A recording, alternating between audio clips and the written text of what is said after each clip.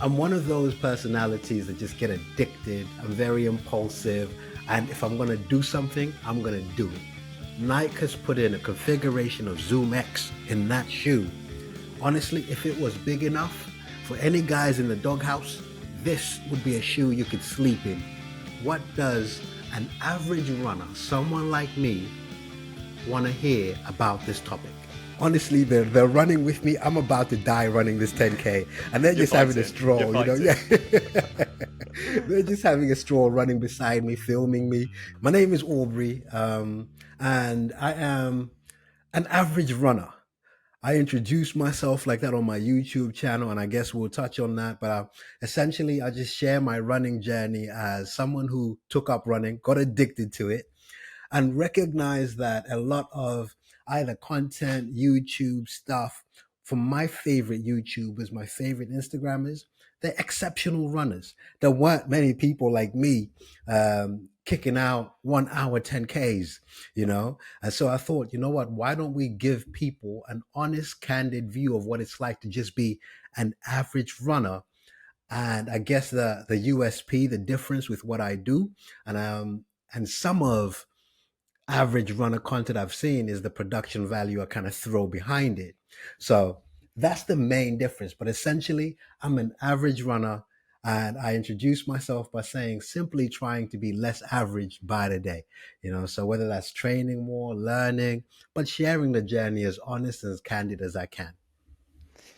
You've touched on a load of things that we'll get into already in this Perfect. conversation, the production values being one of them. But I wanted to first get kind of the running history. When did this all start? When did you first lace up a pair of trainers and get out there on the road for the first time? Yeah. So I've always been into health and fitness, but from a gym, weights training kind of perspective. And through doing that, I got picked up for a qualification scheme by a company called My Protein. They selected me and trained me up to be a PT, that kind of thing. And it kind of lifted my health and fitness to another level. And you almost get into running as part of, and I put this in quotes, cardio. So once in a while, you'll get on a treadmill, or once in a while, you'll get outside and do a jog. I quickly realized how rubbish I was at running.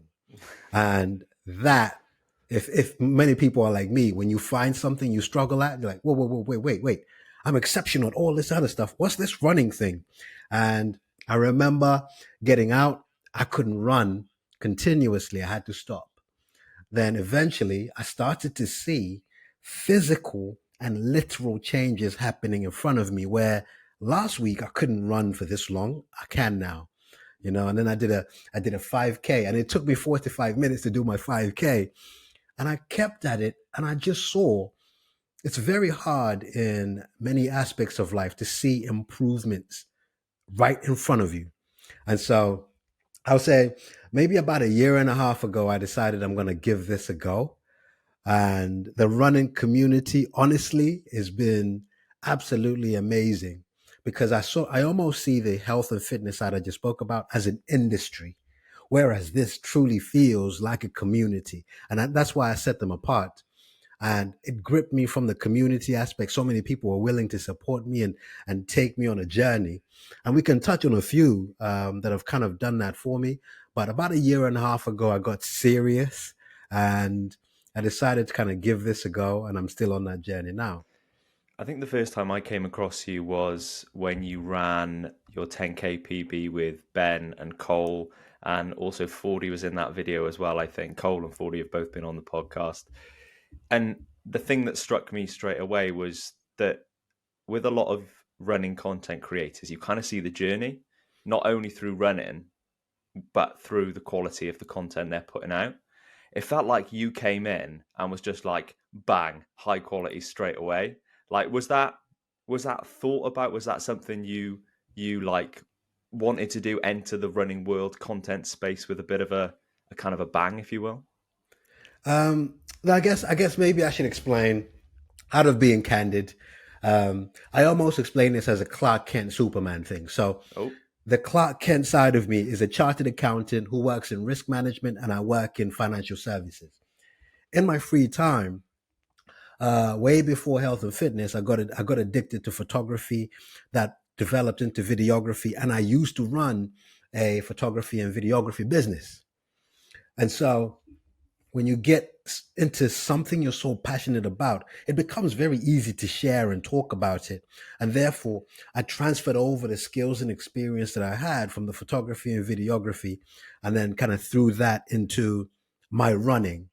And whilst a lot of people, it takes them a while to establish a presence, what you can't ignore is, whilst this guy is one of the slowest runners I've ever seen, but I've never seen anyone look this good this slow.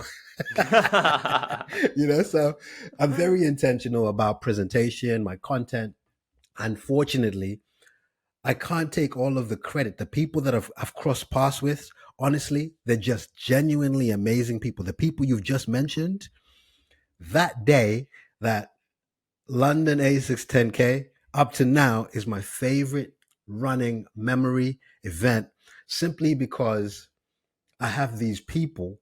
Honestly, they're running with me. I'm about to die running this 10K, and they're You're just having a fighting. You're stroll. fighting. Yeah, they're just having a stroll, running beside me, filming me. But they chose to take time to do that. Didn't have to. And it's quite exemplary of the running community. But I must say, those two guys, Cole and Ben, are exceptional. Even amongst the very good, those two guys, even Fordy, Chris Ford, invited me to be on his YouTube channel one time when we reviewed the Pegasus 40. I'm thinking, wait, I'm literally just this guy. What is it? So I don't really want to say it's because of what I'm doing, but also speaks volumes about the quality of people that these guys are.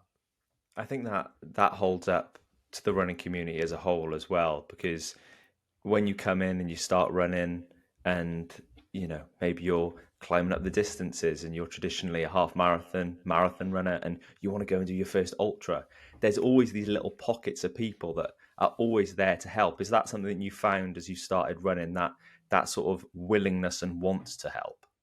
Yeah, yeah, and it forces you to be the same. Um, a good example. There's a guy called Martin Hutchinson. This guy just tuned into my YouTube channel one time, and he is a fully qualified running coach. And he is the guy that kind of took me on and said, Aubrey, I've been watching your stuff. It seems to lack a bit of structure. I like where you're going. Can I help you? And this guy took me on as one of his just running coaching clients. I didn't pay him anything. He was just interested in my journey, and he supported me, took me on, did me a program. We approached Worthing 10K 4 weeks in. And I went in with a sub 50 goal, and I got 50 minutes and 1 second. Oh Yeah. no, no. And you know what? I'm thankful it went that way, actually, because it fired me up for when I ran with Ben and Cole, because then that was in July. But this guy literally just saw what I was doing, wanted to support me, and said, yeah, let's do it. And that's just one example. And now, even when I go to running events, even if it's just one person saying, mate, I watch your channel, I really like what you're doing. There's often more than one person, but I mean, even if it was just one person coming up to me, it shows that what I'm doing is not only reaching out to people like me, but it's an example. And there are plenty of people that just simply want to give advice. And YouTube and Instagram can be toxic. I'll be honest with you. I can't say that's been my experience. And that's because I belong in this running community. I've managed to sort of get myself a place in this community, and the people there are highly positive. Um, and I know some of them by name, never met them, but you kind of form those relationships. Whereas, like I said, I don't mean to be bashing the fitness industry too much, but there is a lot more toxic comments and people judging other people's appearances and things like that. I haven't found that to be the same of the running community. I think it's important as well, and you can kind of grasp this from what you're saying. Running is for everybody, isn't it? And that is like the message that needs to be sent, no matter whether you're a hour and 20 10K, whether you're a 2 hour 10K, whether you're a 45-minute 5K, or whether you fight around a marathon in 7 hours. you're still doing the distance. It's still the same thing. Correct. Correct. And I think I would echo that by saying it's possibly even harder for that person that's doing the one Yes. hour 10. You know, I know what it's like.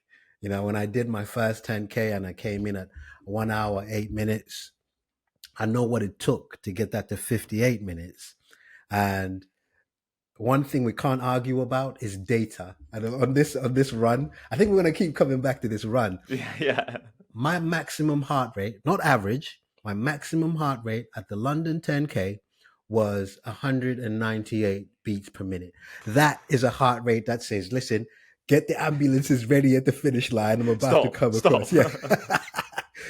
I've got Ben at 134 beats per minute, right? We ran the same distance. We ran the same time. But that is more of an achievement for me because you know what? I'm giving this everything I've got. And for Ben, if he did the same, that would have been a quicker time. So for me, I think hats need to come off for the people that finish last, the people that will never get medals, but you know what? They're giving it everything they've got. I was hosting an event a couple of weeks ago at a place called Alton Park, which is a racetrack up near Chester. And it's a 10-lap marathon, right? So they're going round for 10 laps, 2.6-mile loop. And somebody was out there for just over 6.5 hours. And mate, the grit and determination to get around that course was just unreal. And you sit there and you're like, I genuinely feel inspired by people that just grind it out. Because like you say, they're suffering the same amount as somebody running a 2:15 marathon, but just for triple the amount of time. Yeah. It's unreal. It's absolutely unreal. I didn't consider the timing part of it too. Yeah, it's the same amount of suffering, but for longer. Yeah, literally. So for you personally then, when we're talking about running goals and where you'd like to go in the future, because actually, Aubrey, this is the first episode of 2024. This is going to be going out in January. So you launch in 2024, the new year. Yes. The main man on the pod for the new year. Yes. What are your 2024 goals? So the kind people we just talked about help see me through a good, consistent pattern of 10K events. And the plan for 2024 is then half marathons. And so my first ever half marathon was a local one to me. It's Run Gatwick. And I did it in 2 hours and 2 minutes. And I was a little annoyed about the 2 minutes. There's a pattern. There's a theme. Yeah. There's a theme. There's a theme. I promise I'm not waiting around on the finish line, just waiting for an annoying time to tick over. But then my second ever half marathon, I did Oxford Half, and I did that in 1:54:55. The goal is to just do more of them and hopefully see it through with no injuries. And so the plan is to run all 10K events I ran in 2023, but faster. So all of them. I want to sprinkle in a few other ones here and there, especially if RunThrough comes through. But then we'll do the 10Ks, and I've earmarked a few half marathons, and I've been as bold as booking Copenhagen. So a few half marathons, and then 2025. If you give me the privilege of opening 2025 again, we'll announce the marathon. The marathon plans, but that's the plan, just a gradual progression. How do you go about balancing all of this? Because like we've already talked about, like your life's busy, you've got a lot going on, and then you've got the running and the content side of running to pop on top of that as well. Does it ever become like, wow, Aubrey, this is a lot, you got to chill out here a bit? Yeah. I think my fiance will agree with you. Yeah. But one thing I've noticed is it looks like I am. It looks like I'm busy. It looks like I'm doing a lot. And sometimes, and please, if you're listening, please don't take this as a statement of arrogance or any overconfidence, but I make it look that way simply because of the production value behind it. It looks like there's a lot that's been put into it, but photography, videography is just second nature. That when I have free time, it's not very often, but when I have free time, I've got a plan of filming things well in advance, and I schedule stuff out, and it looks like, there's a lot happening here. That's the first thing. The second thing is, I'm one of those personalities that just get addicted. I'm very impulsive. And if I'm going to do something, I'm going to do it. Other things fall behind. I get that. But with running, I haven't shaken that off. And so mixing it with good content creation and a good consistent, everything you do in terms of running, if you choose to, can be content. Just film it. Just talk about it. And with the response that I've received across YouTube, even on my Instagram, it's easy to maintain it because of the encouragement I get. One thing that I'm mindful of, none of that should ever come in the way of family. So family is absolutely important. It's a priority. I've got a fiance, the most beautiful girl you will ever meet. Don't look her up because I'll find you if you do. Uh, and I've got a 10-year-old son, Josiah. And if you go on YouTube, I do some of my content with him. Great kid. And my daughter, Olivia, just an amazing, amazing little family unit. And they come first. At heart, you're a creator. I can tell that. Like, you're somebody that has ideas and then you execute those ideas. And whether that be in a running space or in a life space or in a family space, I'm sure that's the same across all aspects of your life. Just talking about the content creation side of things, from having that idea in your head to then getting it in the edit suite, whatever you're using, Premiere, whatever it is, and then putting that together and posting it, that whole journey, like, how does it feel when that idea comes to fruition? Um, I think you're propelled more by when it doesn't. Okay. um, I realized, and this became very apparent when I started my YouTube channel. I had an idea of what I think good content is like. I invested all this time. Oh my gosh, if I upload this, that's it. We're going viral. Mr. Beast, who? You know, you upload it and it goes boink and it just sinks because you're approaching things from your own ideas, and don't get me wrong, you need a spice of individuality and uniqueness. It's only when I understood the YouTube algorithm that things switch, that the YouTube algorithm doesn't decide that, oh, I like that video. I like what you have to do this to a video. It literally replaces algorithm with audience. What is the audience looking to see? And so when I niched out, I go, actually, do you know what? I like to just speak to people like me. And what do people like me want to see? And a good example, one of my favorite running shoes is the Vaporfly 3. You see, if Ben is running, Ben Felton reviews the Vaporfly 3, he's going to review it from a guy who kicks out 3 minute 53 per K pace. Yeah. Quick Me, boy. yeah, yeah. The boy is fast. Yeah, the boy's Me, fast. I'm reviewing it because it looks good.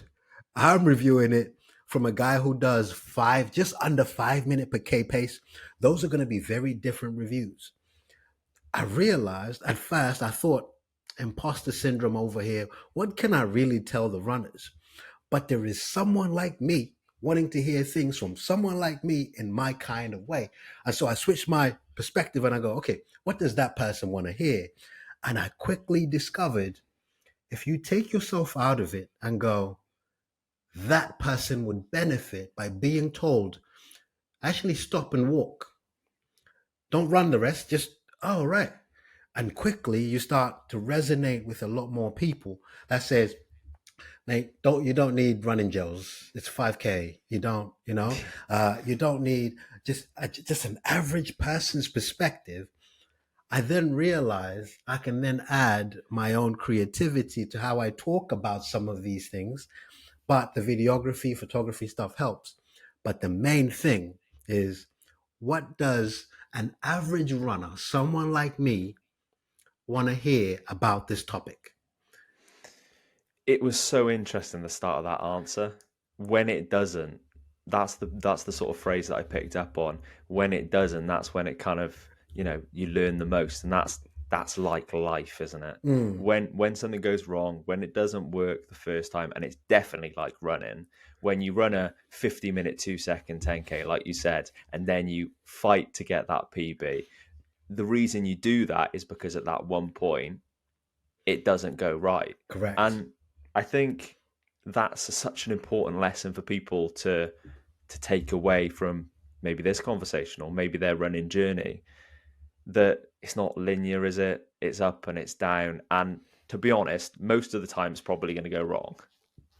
Absolutely. And to me, I'm thankful for those. It doesn't feel like it at that time. No, it definitely doesn't. Um, and another way of putting it is there was a girlfriend I had. It didn't work out. At the time, it seemed like, oh my gosh, my life is over. Oh, that girl, I'm going to take 50 years getting over this heartbreak. I'm sure glad it didn't work out because guess what? Like I told you, I've got the most beautiful fiance ever. And he will Thank- find you. He will find you. and it's those things, Ben, that I think, you know what? I am so happy that these things didn't work out the first time, because not only I wouldn't be a better person, a better runner for it, but I wouldn't have discovered what it truly is like to have to grind this out. You know, I think the point of this conversation, a point of reference, will be that 10K video because it's there. Honestly, if you watch the last 1K of the video, you got Ben just chilling, Cole's like, and there's me putting on this face of I'm giving this everything. But you needed to get to the day when it didn't work out to realize that's the effort you needed to put in the last time, and so I'm thankful that you've emphasized that, because actually you learn you learn much more from the times when things didn't work out. I'll put the link to that video in the description of this as well. So do go and check it out if you haven't seen it. Make sure you subscribe to Aubrey's channel as well. I'd be remiss if you were on the show, mate, and it was the first week of 2024, and I didn't ask about shoes of the year for last year. So, like, what are we thinking in terms of the best carbon shoe? And let's do a best non-carbon shoe as well for 2023. Oh, I like it. I like it. And mindful of any affiliations and things like that, I guess I have to say some shoes that I've reviewed have been provided to me, and some brands have kind of supported me even when I had 400 subscribers. Don't get me wrong, I'm by no means a big channel now. I'm gunning for 8,000 subscribers before at the time of filming this. So hopefully when this airs out, we've reached the 8,000 mark. But definitely be well over that. Yeah.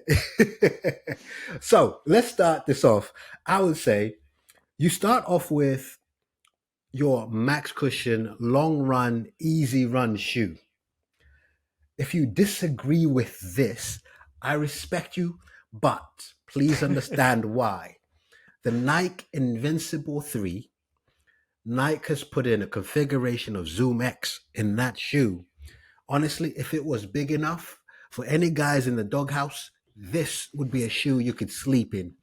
The comfort, one of those annoying YouTube mattress adverts. Yeah. If that bad boy was Zoom X, honestly. So Nike Invincible 3, to me, is the best max cushion, comfortable. If you're not worried about pace, you're just out running, long run, easy run, max cushion shoe.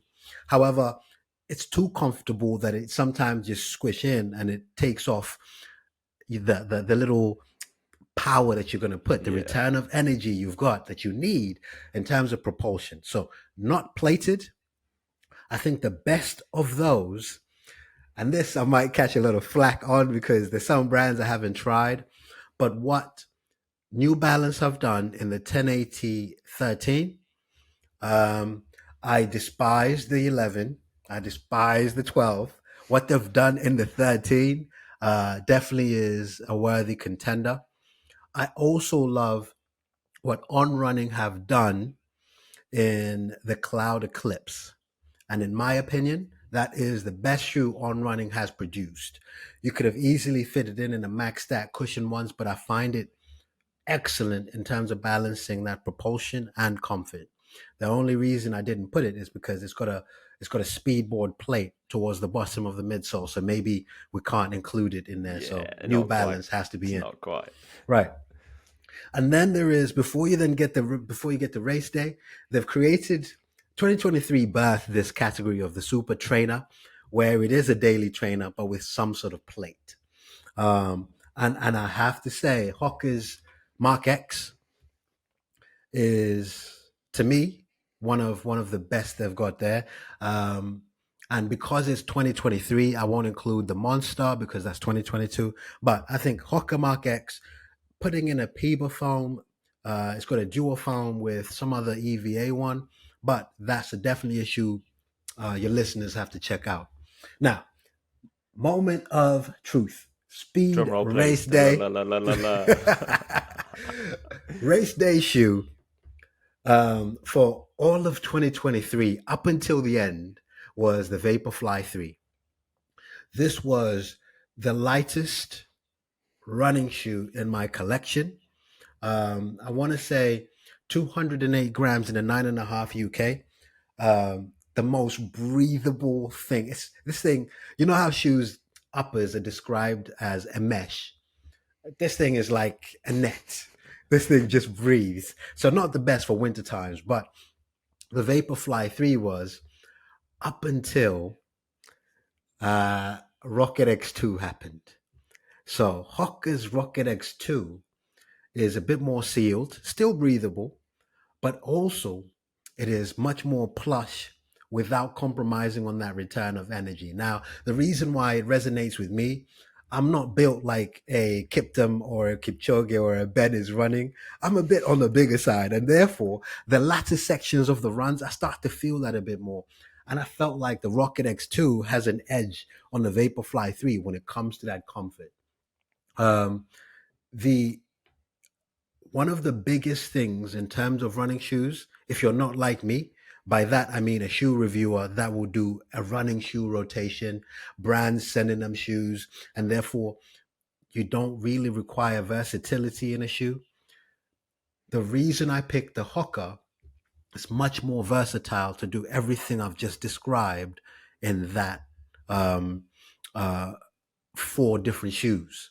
Yeah. However, it's 220 pounds. So for me, and I'm just gonna break the mold of what we've just discussed here. If you're gonna buy one shoe that does everything I've just described, Hawker's Mark X answers that question.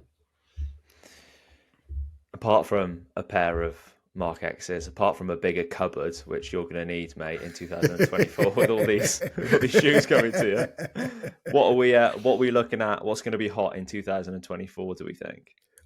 So I'm excited, and also because of the time this is gonna drop, I'm excited about the National Running Show. The guys in the States had their equivalent, which is the running event. And I follow a lot of YouTube channels that were there kind of previewing and showcasing these upcoming models. I'm excited about New Balance's lineup. Um, I don't know if you've had a chance to see it, but the whole lineup, all the way up to the elite race day shoes, they almost look, when you're rendering something and it looks pixelated. Yeah, Yeah, it's it very looks cool, blocky man. design. It does. Absolutely amazing. So It's a that bit Nova Blasty in kind of like the heel. That's what absolutely, the new one looks like, which looks absolutely, exciting. yes, yes. And that lineup looks amazing. Puma have released this thing, and it's gonna be out. It's the Fast R2. I love the first Fast R. The second one is about to come out. I'm excited about that. And also one of the most ridiculous, and I don't know if that can ever be in a good light, but I mean it in the best way I can. The most ridiculous running shoe that came out in 2023 was Mizuno's Wave Rebellion Pro. That bit, it looked like the designers decided, let's make the shoe, and they forgot to put in the heel. So it has this cut out section in the heel of it. But it's absolutely genius how they've done It's it. mad, isn't Yeah, it? It's a mad thing to run in. absolutely, absolutely. And you know what? It was one of my favorite shoes of the year. And it's very rare to find a shoe with a crazy design, but being equally matched by the crazy colorways that they came out. They came out with this black and white, absolutely craziness. But the second version is about to come out. I'm disappointed that they didn't do the same with the colorway, but it follows on and improves from the first version. So for me, I think those are going to be great. I obviously can't wait for the Alpha Fly 3. I don't know. Have you had a chance to look at the Alpha Fly 3? I haven't had it in my hand. I know a few people that have had it in their hand and have just said that it's like nothing they've ever seen before. So I I don't know. Like I will certainly be waiting online to try and get myself a pair. Yeah, yeah. But like a few days after this comes out, it's dropping, isn't it? So yeah, it's so exciting, and it's such a this sort of this conversation and these conversations 10 years ago would never have happened in the running space Right. because it wasn't a thing, was it? And No, now no. these are conversations that people get super hyped about, which is so cool. Absolutely, absolutely. And I think the same way you kind of led with it would be remiss to not talk about this. I think it'd also be remiss to go these shoes, especially from an average runner's perspective, they're just accessories. Um, and it's this runner that's doing all this work. It's this person that's deciding at crazy o'clock because they know they have to do a school run. They go running before they have to wake up for all of that. Um, Especially like me, Ben. I'm just gonna keep it real with you. I'm a bit more tropical than you are. Now, when I get up and it's -2 degrees, right? Yeah. That's not weather to go running, I don't bro. want to. I don't want to go running, but you know what? I choose to, and I think much more credit needs to be given to the guy or the woman, the person that's out there doing this running and using this kind of stuff as accessories. Don't get me wrong, Yeah. they're enablers, and choosing the wrong one will definitely stop you running because there's that side of things to also pay attention to. But I think big credit needs to be given to the runner choosing to show up every day. And it's the word need, isn't it? You don't need them. Like you don't need these shoes. They're there. But if you do just want to go out in a pair of clompers, like you can do that. I've got a really close friend of mine, been a best friend since we were like kids in Right. school, and we're both going out to do Seville Marathon in February, and he refuses to run in carbon.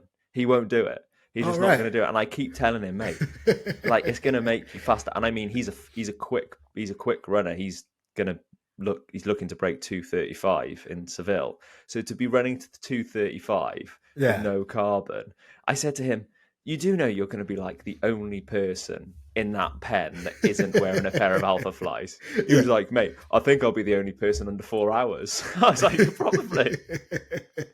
No, it's all right. Genuinely. It's all right. But I like that he stuck to his principle. Because I guess it gives him a measure of his own performance. Yeah. But to me, I think there are enablers. You say you don't need them, well, you do need vaporflies. Uh, if there's one shoe you do need, it's a vaporfly. It's a vaporfly. No, but you're right. I think the best shoe is the one that works for you. Yeah, 100%. Aubrey, we'll finish with this because you've been a legend, and yeah, I really appreciate you taking your time. If somebody's listening to this right now and they're not even considering themselves an average runner right now, they're Yeah. just considering themselves a potential average runner, somebody that maybe in the future might get out and run. What would you say to them? Um, a lot of people, and it sounds cheesy and it's been oversaid. Focus on you. Don't look around. Don't compare yourself to the person that does that time. Don't have these goals that are kind of based on other people's performance.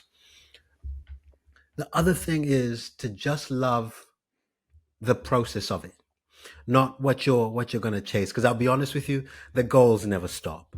So for me, it is celebrating today that I'm going on a run. It is celebrating today that I ran and I didn't need to stop. So for me, I would leave it at those two things to say, just focus on you. Do your best to record everything you are doing, whether get yourself a smartwatch, record everything you're doing. Is going to give you the benefit of history, and therefore you're able to see where you're making improvements over time. Another important thing, it's almost like a relationship. Look, you have to treat yourself. Yeah, you have to. Like when the fiance comes home, when the fiance comes home and she gets here and I've got flowers, you get to see a different kind of sparkle in her eye. You get to, because I got her something. It's the same. You know what? If you keep it going for a month, treat yourself to a new pair of shoes. Treat yourself to a run to a place you've never been before. That kind of thing. Just reward yourself, because you know what? It's not easy. Your body would tell you it's not easy. So ignore everyone around you. Don't compare yourself to so-and-so. Keep it going. Enjoy the everyday run you're going to do. And if you see it through, make it a point to reward yourself. What Aubrey's saying here is buy yourself a pair of Vaporflies. Vaporflies. Absolutely. Vaporflies. Vaporflies.